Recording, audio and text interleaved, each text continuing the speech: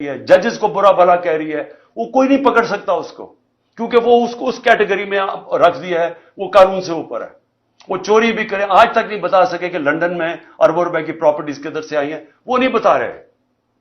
वो सिर्फ ये कह रहे हैं किसी की जरूरत कैसे पड़ी कि हमें सवाल भी पूछ लिया।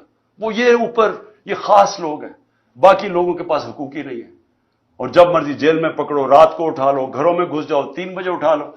एक एक्स प्राइम मिनिस्टर घर 26 घंटे हमला किया गैर कानूनी तौर पे, सिर्फ उसको या उसे कत्ल करना था और या पकड़ के जेल में डालना था, और कोई कानूनी हैसियत नहीं थी उसकी।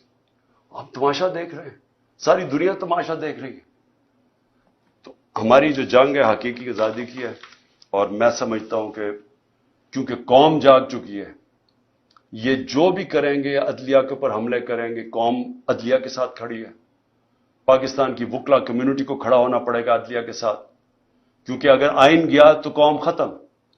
और दूसरी चीज कि ये जो कर रहे हैं हमारे जो लोगों को पकड़े, अली मीन को जो पकड़ा है, जो केसेस कर रहे हैं, लोगों को जेलों में डाल रहे हैं, मैं आखिर में ये कहना चाहता हूं कि मेरी कौम तैयार हो जाए कि अगर इनका ख्याल है कि हम चुप करके एक, या तो उन्होंने इलेक्शन नहीं करवाने, तब भी हमें सड़कों पर निकलना पड़ेगा, और अगर इन्होंने, और पुरअमन तरीके से, और अगर इन्होंने इलेक्शन करवाए और ये सबको अंदर बंद कर दिया, सारों को जेलों में डाल दिया, कारकुनों को जेलों में डाल दिया, कैंडिडेट्स को हरासा किया, ताकि हमारे हाथ बांध के अगर हम इलेक्शन लड़ें, और इनका ख्याल है कि हम चुप करके बैठे रहेंगे, फिर हमें सड़कों पर निकलना पड़ेगा। और मैं अपनी कौम को यह कहना चाहता हूं, हम हर चीज के लिए तैयार होना चाहिए।